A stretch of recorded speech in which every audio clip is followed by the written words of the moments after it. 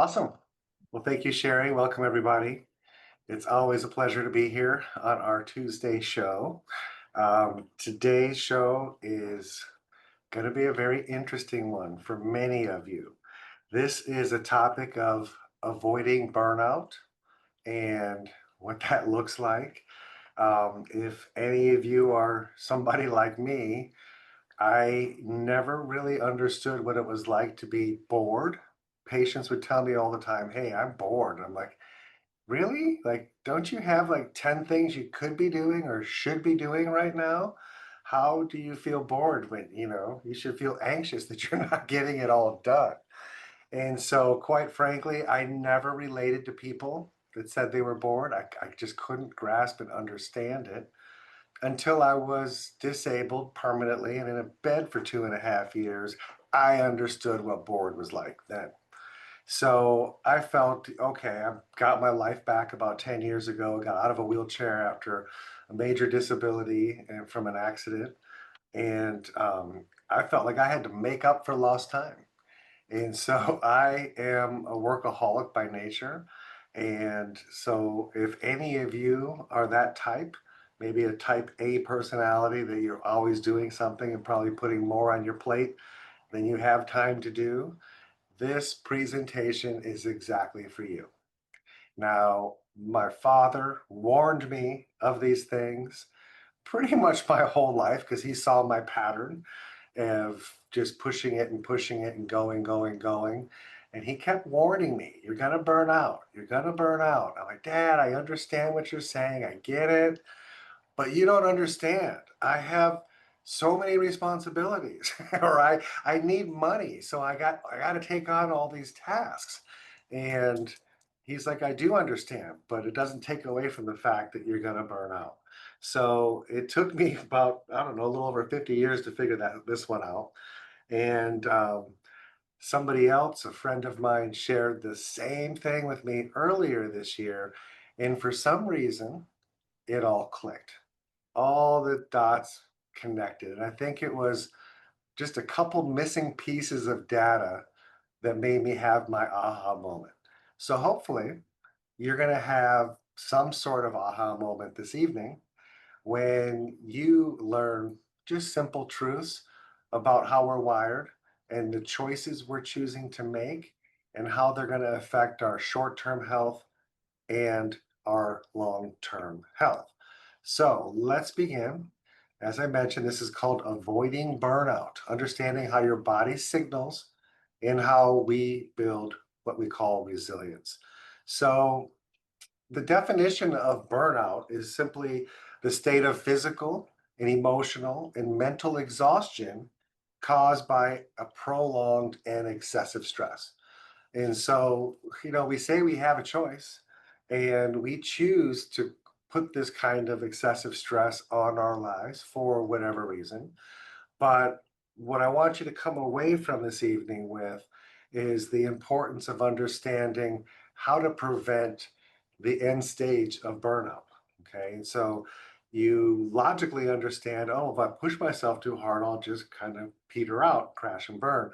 But we're going to talk more about what's actually happening at the cellular level, how your body responds to these types of stress, and what it means for your health if you don't obey the signals and pay attention to that, what it means for your relationships that you're in if you're not paying attention, and your absolutely professional performance.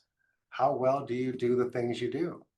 If you learn to have this balance that we'll be talking about, you'll be able to spend less time doing it and doing it way more efficiently than you can trying to squeeze another few hours of your evening and getting things done.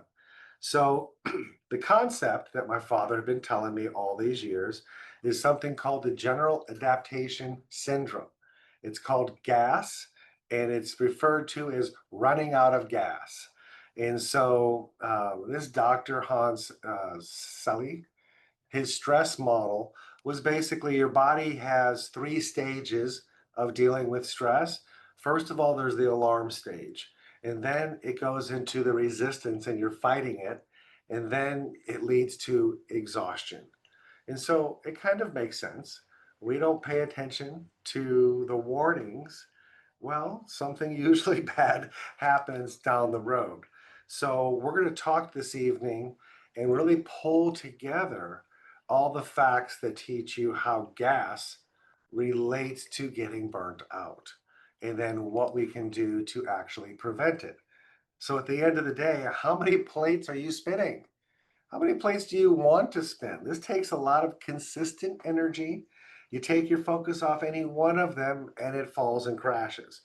So many of us have many jobs or jobs and then after our job responsibilities at churches or the kids' sporting events or you name it. We put so many things on our plate that interest us and we forget about taking care of ourselves first and we tend to forget about this thing we call balance. So let's talk for a moment about your body's signaling system and we're going to talk about redox signaling molecules as the source of how we send signals, how we charge our cells, and how we allow them to communicate. All of that's through what we call our redox system. So we're creating these electrical molecules and we're basically sending information through these electrical reactions, these chemical reactions that are sending information to every cell in our body from our brain, from our heart. And then our normal stress response is when something is stressed or out of balance, our nervous system is the first one to show up. It needs to identify what's going on.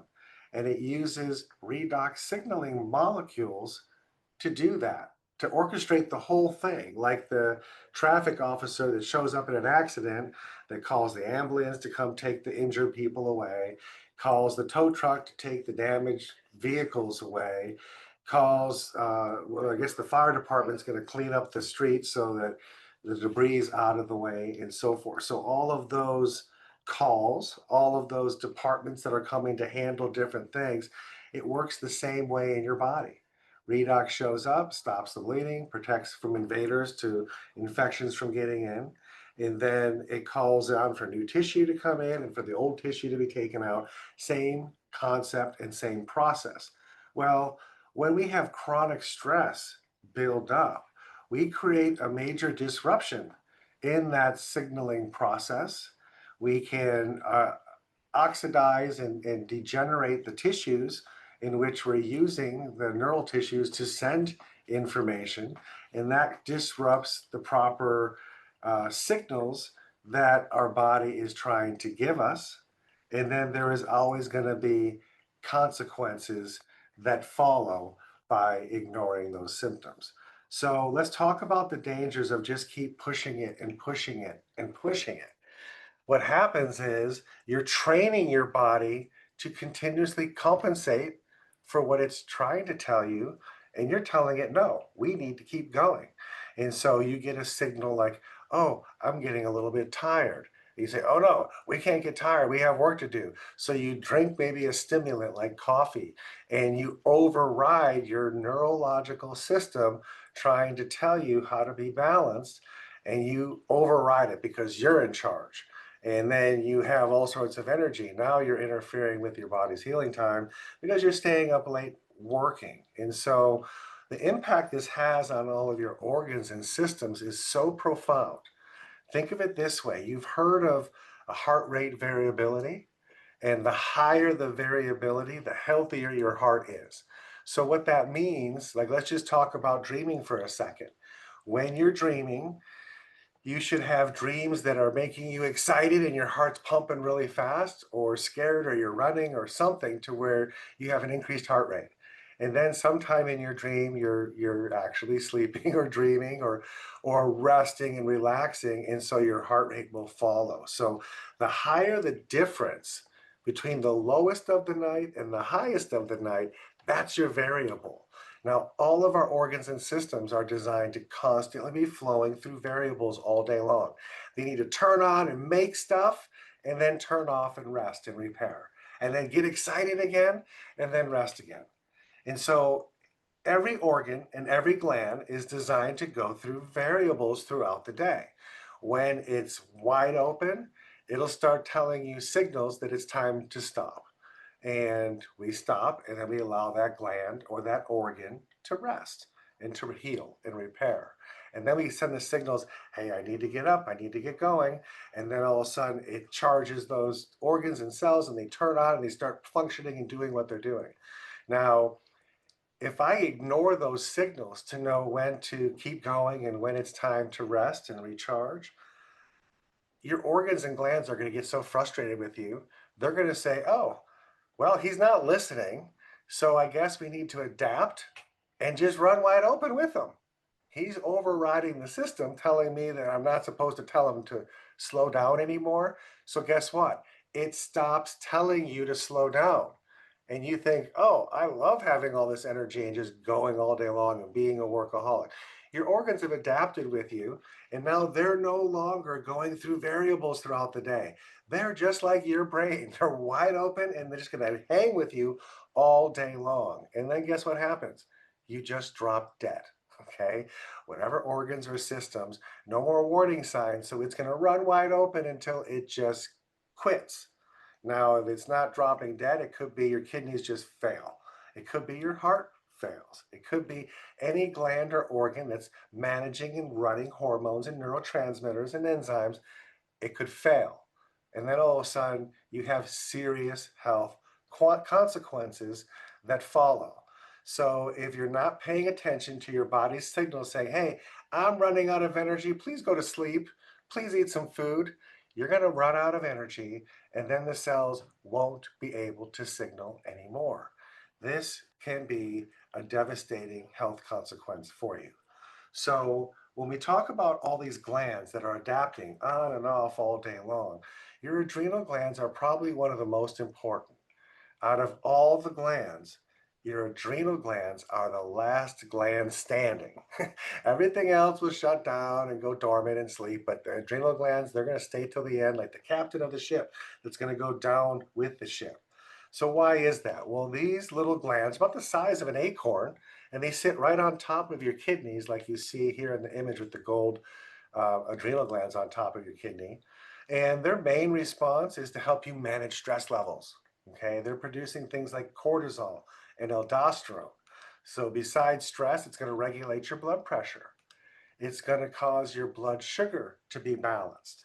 It's also going to help with the salt balance. That's how you transfer fluids through any parts of your body is through salts.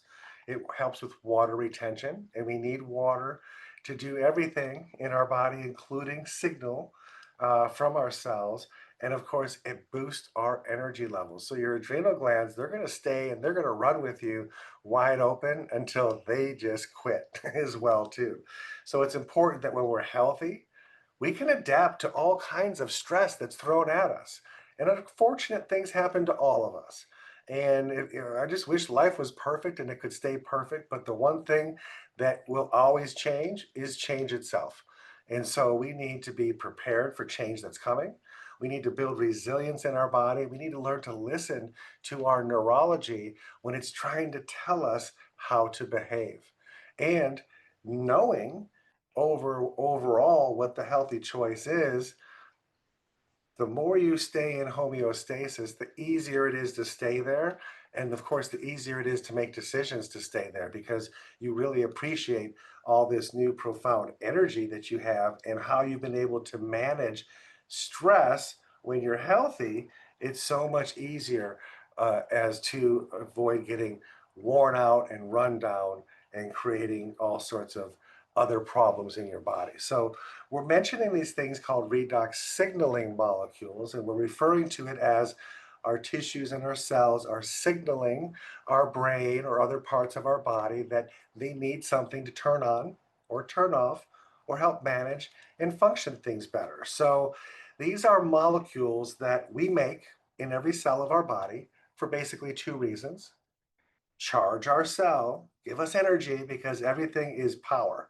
Okay, we are bioelectrical beings. We need electricity to run our cells. So we make it, fortunately, by eating food and oxygen. We convert all that to what we call energy. And now that energy part of it is redox signaling molecules. And so it's how we charge our cell, and then we use these signaling molecules to guess what? Signal other cells, other tissues, signal different parts of our body. It's that innate intelligence that knows how to govern and run everything if we just listen to it and we give it the ability to flow and stop doing things to shut it down and interfere with it and steal it away from us. And so these molecules, the the main thing that they're going to do as soon as they create themselves is use this energy and these signaling molecules to repair and clean up all the function inside whatever cell they're made. So they're made in every cell, and every cell might have a different function, but they all build up debris and toxins over time. And it's these molecules that are basically sweeping the floor and shoving the garbage out the door. And so if we don't have this, all sorts of things get into our cells and interfere with its ability to function and do the things that they're supposed to do, and may prevent it from actually repairing if it doesn't have the potential to do it. So it builds up resilience to stress, and it's going to allow us to basically flow through all the ebbs and flows of the day and have this resilience that protects us from exhausting all of our energy and reacting to things that cause us to jump to conclusions and create all these stress hormones that are going to basically deplete you of your redox molecules as well. So these are such an important aspect of where the cell first begins to feel stress. And these molecules are designed to defend the cell, protect the cell from anything that's going to cause harm to it. And then once it's protected, it sends information to the neighboring cells to show them, hey, I just killed it this way. I just protected myself this way. You need to adapt. All of the adaptation takes place by sharing signals, okay, at the actual cellular level.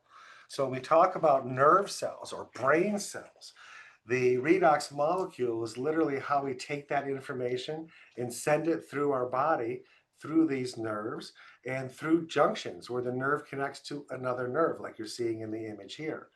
And so these molecules play a very crucial role in your brain function and the neuronal communication. Without these molecules, nothing talks and nobody knows, no cell knows what's really going on. So when you have an imbalance in these, it's linked to all sorts of neurological issues, psychiatric issues, things like depression, anxiety, cognitive impairment. All of this comes from a depletion of these energy molecules that your cells are making. Now, why does that happen? Well, guess what? We age. And as we age, we don't make as much. So that's one part, but also lifestyle plays another big part on how we're wasting them or maximizing them. So where does this energy actually come from? Now I mentioned it comes from within the cell. So every cell in your body has these bean-looking organelles called mitochondria, and they are making energy to feed the entire process of your nucleus over here. This is where your DNA is stored. And then all of these ribosomes here are basically making copies of your DNA, making proteins and replicating what it finds in your nucleus.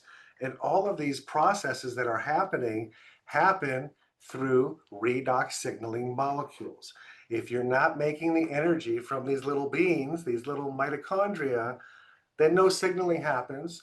The health of the cell will tank very quickly, and you won't be able to keep it viable and alive. And so it all starts within our cells, and we're using these molecules to basically charge up our cells. So if this was a brain cell, it's going to be the same cell you'll have for your entire life. They don't replace themselves.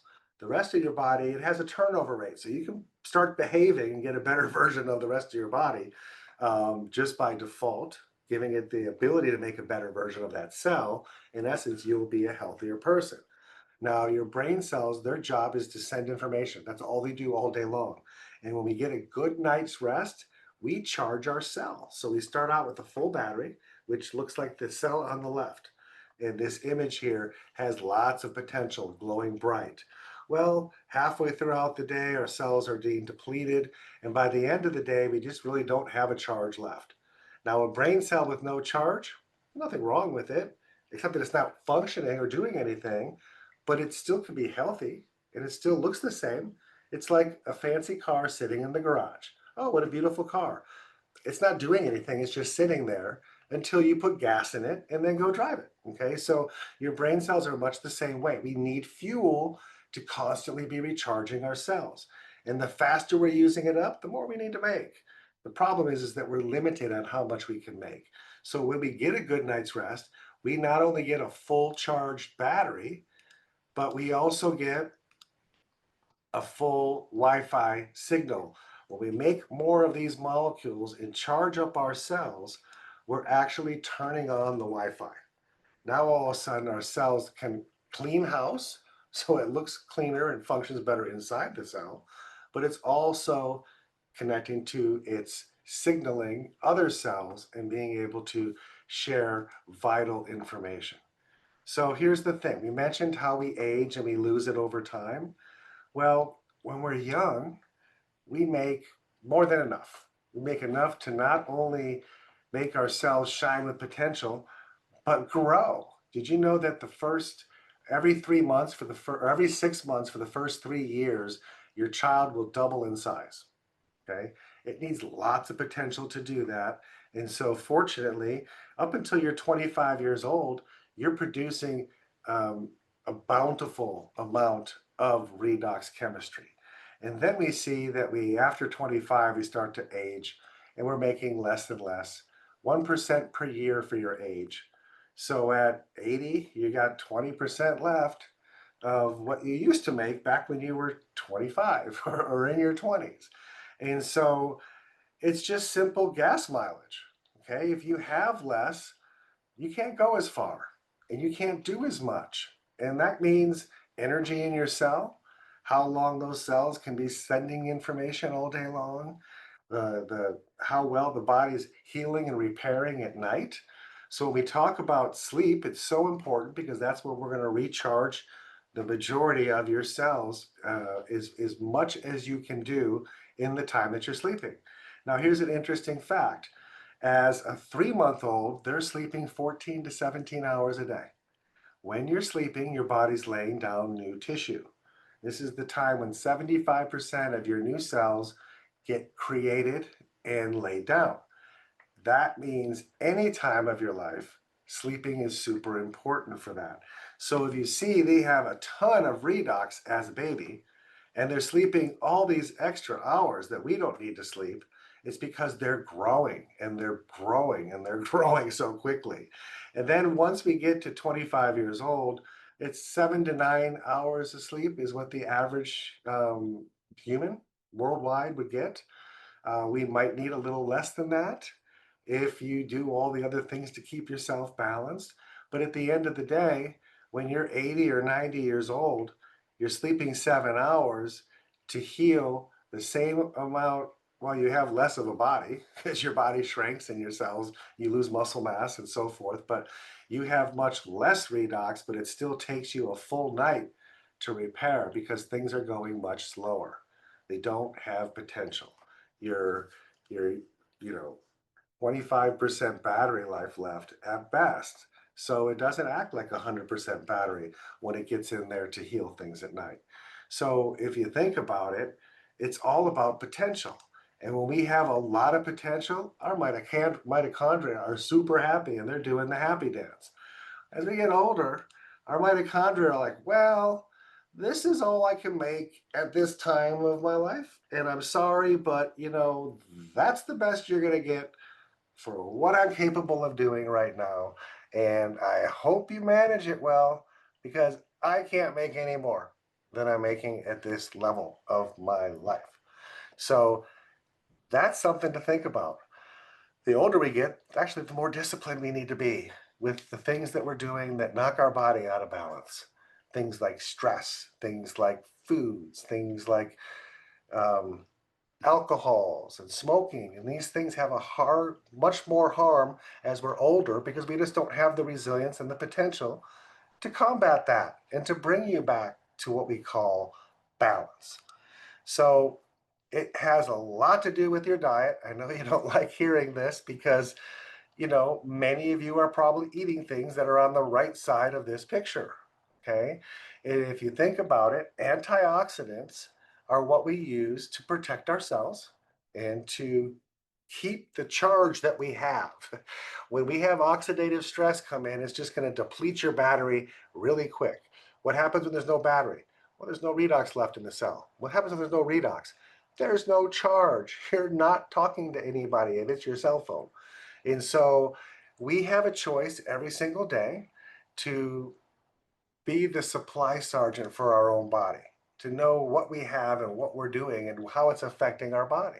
And so we're either going to do things that charge ourselves, like eat real food that grew from the ground or was alive at one point, or we're going to put highly processed food, which cost us more redox than we make out of it. And so it has a negative effect on the overall potential that our cells have. When we're eating clean and healthy, we're making a lot of extra redox. It's going to get us through the day better, have more resilience, and have more stress-free life. So when we talk about stress, the thoughts that you're thinking can create all sorts of oxidative stress. Emotional stress leads to an increase in oxidative stress, and that is devastating in our body. It is robbing you of all your redox. It is creating tons of free radicals that you're having to use up your redox to do, to neutralize. We create all sorts of reactive oxygen species, okay, which disrupts the balance of our antioxidants and our pro-oxidants inside our cells. So your brain is thinking all the thoughts. It has a direct line of communication to every cell in your body. If the cell needs something, it's going to tell the brain, I'm not happy. I got too much of this or not enough of that, or this is damaged. And then the brain is going to send the proper workers and the repair people to get in there and help heal. Now, your heart, it also has a direct communication to your every cell in your body. If they need oxygen, they're not telling the brain, they're telling the heart. And the heart's going to send more blood flow to those cells to feed the demand for oxygen. So your brain, it affects the way that you're thinking, and the way that you're thinking can change the way that you feel. But your heart is affecting the way your body feels. It's like the emotional brain for our body. And so these are highly connected together. This is why when you're stressed out, you have an increased heart rate. Okay. And then when you're relaxed and not stressed, your heart rate calms down. So they're directly tied together. So if you're constantly living this wide open, stressed life, you are developing heart disease at the same time because your heart's not getting the variables and it's running wide open with you. And if you can imagine, if you were on a horse and this was 100 years ago and you're running for your life and some bandits are chasing you or something, you're going to run that horse wide open. There's no rest. There's no slow down and walk for a minute because my horse needs to rest for a second. It's run wide open as I'm trying to save my life. And then guess what? The horse's heart explodes and it just dies and slides right to the ground. Okay. You made it adapt past the point of comfort and it kept listening to you and running with you. And they say, like, one of the things that I've spoke about in the past was this: why is 70% of the people in the world that have a heart attack and die, why is that the first symptom of heart disease? Sudden death. Like, how can that even be? You'd have to have warning signs. Well, if you apply that concept to what we're talking about tonight, oh, they've had plenty of warning signs. They ignored them. They adapted around them and said, no, no, no, we have no time to rest. It is time to go. We need to make money while the sun is shining. Okay. And so they get up and they push themselves, mind over matter, until matter does matter. And you just stop and drop. Okay. This is not the way to live our life. So here's some practical tips to avoid burning out. Okay. Burning out is something that can easily be avoided if you're listening to the signals. So recognize your warning signs. What are the times of what's the mental checklist that you can have when my physical body starts to feel like I've had enough? And you're going to say, from now on, when I feel that, I'm going to listen to it. How about emotional? Are there certain triggers around that, certain people can say certain things and all of a sudden get you all stressed out and worked up over a little thing? And behavioral. Um, indicators? What kind of things do you know change your behavior? And so the more you kind of strategize towards these things, the more you can just avoid putting yourself in those positions where you know it's going to create this cascading reaction in yourself. We want to implement stress techniques, things like setting boundaries for yourself and for your coworkers and for family. So many times, if you're one of those types that just has a hard time saying no to somebody, you find yourself sacrificing all your time that you need to take care of yourself in order to take care of other people. Remember in the airplane, they're like, put your mask on first, then take care of your children. We don't follow that advice in life, and it catches up to us and it can become absolutely devastating. So, putting boundaries in place, having relaxation techniques throughout the day that allow you to create those variables that we're talking about, and then create some sort of balance in your work life. Learn to prioritize things so you can be efficient and work very hard for a certain amount of time, and then just turn it off and let yourself have the variable life of the balance of what the other part means. So, prioritizing things, if you don't prioritize, you're just going to be chased by reacting to things all day long. Delegate things when you can. I know some of you are thinking, well, I just want to get it done right, so I do it myself. That type of mentality is never going to allow you to be more efficient, and you're going to keep spinning all these plates when I'm sure a handful of them you could delegate to somebody else to do those things. And then, by all means, personal development. If those words are not tattooed on your forehead every time you look into the mirror, you're not doing something right, because personal development and always making you a better person, physically, mentally, spiritually, all connected, you can never help somebody else further than you are. And so if you're not paying attention and putting time, energy, effort, and money into your own health and into your own routine, the discipline of doing things consistently that yield great results, all of that will help you have a much more balanced life. I promise you, working less so you can take care of yourself will yield more than you burning the midnight oil and working all those extra hours when you're not efficient at that time of day. You know what time of the day you're most efficient. Schedule the most important things during that time and the easy stuff throughout the other times of the day. This will help maintain that resilience that you have, and any redox you have left, it'll help you retain as many drops of that fuel as you possibly can. So if we think about it, how you are you living with enough fuel at the end of the day to even avoid burnout? Many of you don't. Many of you, as soon as you have dinner, hit that couch and you're done. You're done for the night. Others keep doing something to stimulate yourself and mentally just keep going, going, and going. But that's not going to last long term. That's not a good plan that you could be on for your overall health. So how efficiently did you consume and use your redox that was in your cells all day long?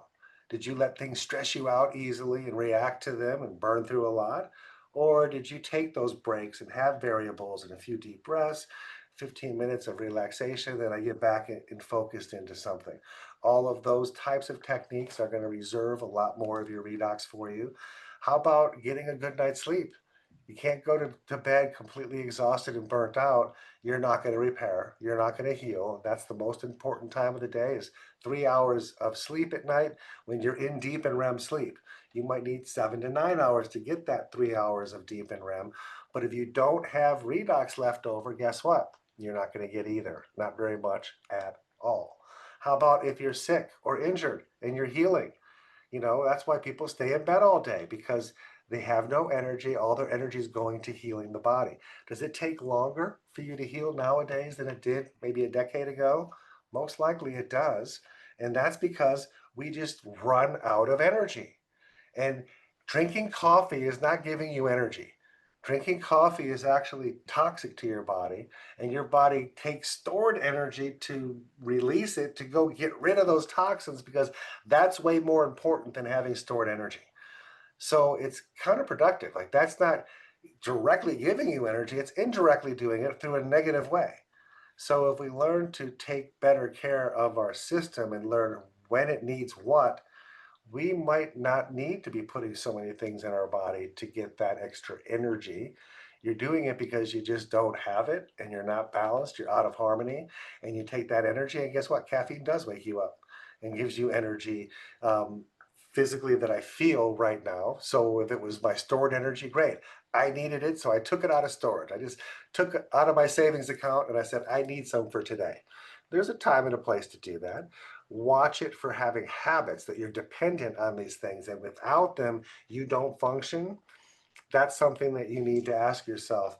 How important is that? And where am I going to be 5 years from now? How are my kidneys health going to be 5 years from now if I continue to put so many things that stress my system into my system? So here's a question. What if you were given extra? I know you can't really make extra. If you're injured or sick, you're making max output with what you have. But on a regular day, if you're 80 years old, what you see in the glass, this is all you got to work with for the day. So how you choose to use that is absolutely important.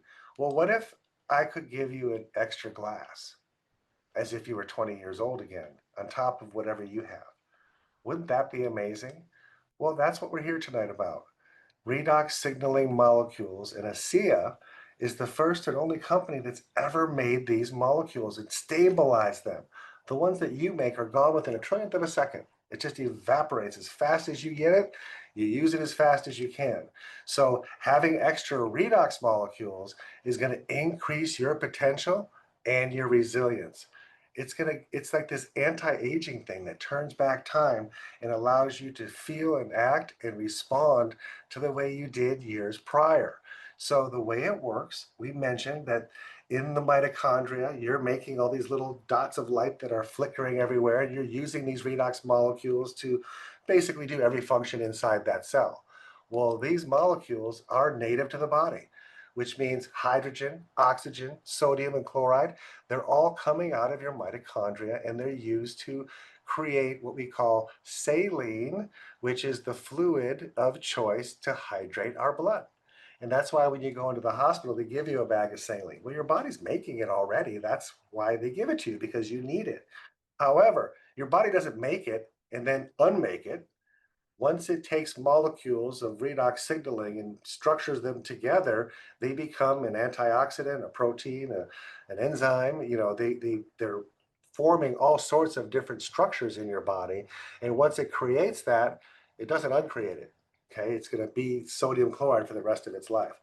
Well, ASEA was able to take these molecules and break them down to the original molecules before they made sodium chloride, and then spin them up much higher so they don't neutralize each other in this bottle. It is truly my favorite product. It is truly a miracle to be the first and only redox supplement product. So this is what all the cells in your body need to function and communicate. It increases your redox chemistry and the potential, which means the amount of charge that your cells can actually hold. And it improves your body's ability to adapt. Your cells are just constantly trying to stay in homeostasis, and we get stress from oxidation, inflammation in both ways are pulling the charge away and causing stress in those cells. So we need these molecules to neutralize that stress so we can actually stay healthy and make our mitochondria sing the happy dance again, okay? Because it's come back to life. You're giving it all the molecules that it's already making, so it's impossible for this not to work. And it's these molecules in high potential that will help you avoid burnout. Okay, so redox keeps us strong from within each and every one of our cells, and it gives us potential that we used to have a long time ago to make the best version of ourselves. So this is making the world a better place, one cell at a time, one person at a time. And it is absolutely going to change your life in so many ways. You just have to try it to see which one is first. So, like always, we are not here to treat, diagnose, cure any diseases or medical conditions. We're just teaching you how your body helps heal itself and how it uses these exact molecules within inside your cells to begin that process. So in essence, there's no further upstream we can go to get to the root cause of what is ailing us. So if this was exciting for you and you see the potential in this yourself, I urge you get back to the person that invited you here tonight and see what you could do to increase your own potential and avoid burnout yourself as well. So I will go ahead and pass this back over to Sherry. Y'all have a blessed evening, and we'll see you next week.